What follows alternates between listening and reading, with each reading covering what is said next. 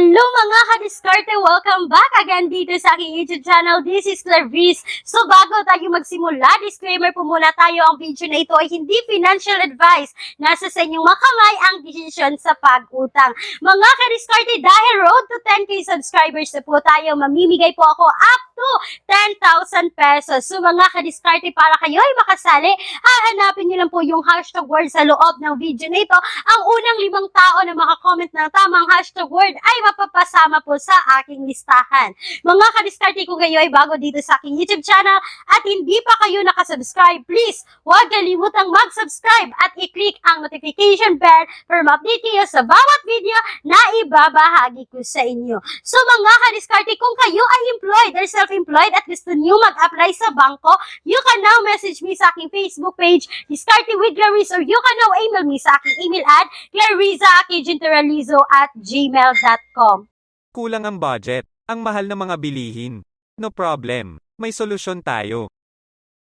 Gamit ang isang valid ID, makakautang ka na sa loob ng 10 minutes o mas mabilis pa.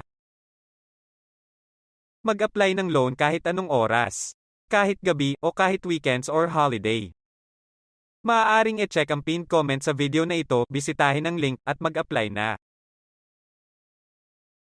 So mga kadiskarte, hindi na natin to patatagalin pa. Itong online loan app na sinasabi ko sa inyo is itong si Loodcash po.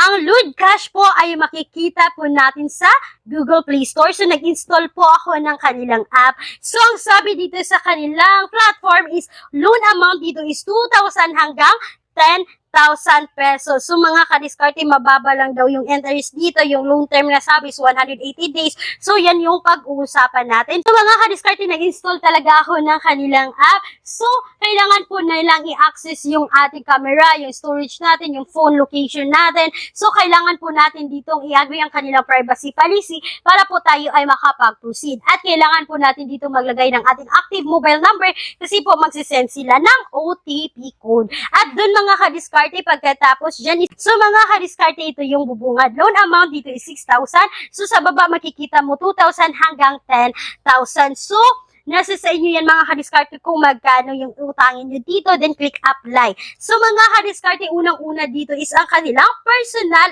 info. So meron po silang basic information. So kailangan po natin maglagay dito ng address natin, yung email natin, at yung magmili po tayo ng time kung kailan po tayo pwede nilang tawagan.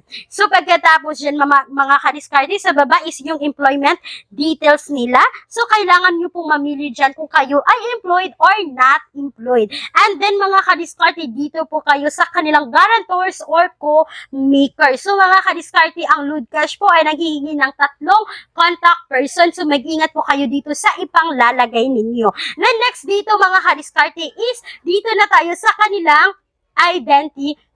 So mga kadiskarte, yung mga valid ID na pwede dito kay Loodcash ay ang UMID, TIN, SSS, passport, driver's license, PhilHealth, voter's ID, postal card, at yung national ID. So yun po yung mga valid ID na pagpipilian.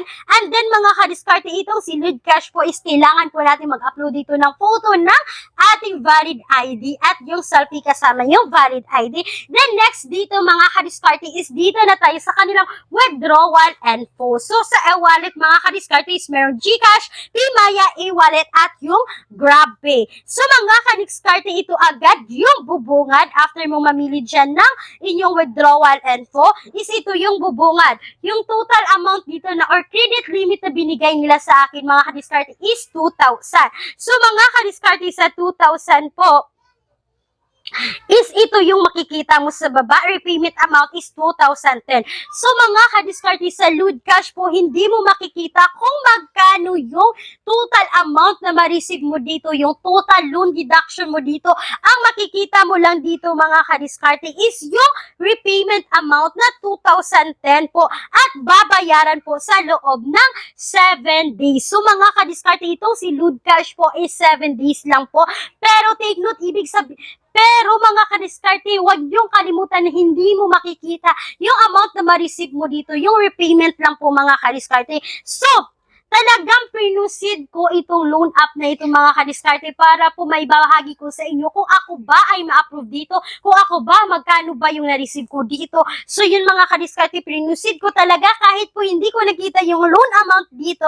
So ito yung bubungad. Sorry, the loan is currently unavailable this time. So totoo nga mga kadiskarte, pagkatapos mo talaga mag-submit ng application ninyo, wala pa talagang segundo mga kadiskarte, ito nagad yung bubungad. Sorry, the loan is currently unavailable this time. So mga kadiskarte, yun po talaga ang aking personal experience. Kahit hindi ko nakita yung loan amount na ma-receive ko dito, tinuloy ko talaga mga kadiskarte para may bahagi ko sa inyo kung talagang nag-a-approve dito. Para sa akin is talagang na-prove ko talaga yung mga comments nila sa Google Play Store, yung mga reviews nila na kinukuha lang po yung mga details natin dito. So mga kadiskarte, kung kayo ay may good experience dito kay Loodcash, you can comment dito sa baba mga kadiskarte sa comment section natin para po mabasa din ng ibang commenters natin. So mga kadiskarte, huwag niyo pong kalimutan na i-visit po yung pen comment section natin kasi maglalagay po ako ng mga alternatives online loan app na subok na ng nakararami. So mga kadiskarte, that's all for today's video. Once again, this is Clarice, ang inyong madaldal na kadiskarte. Laging tandaan na tayong mga Pinoy ay unleash sa diskarte. Bye-bye!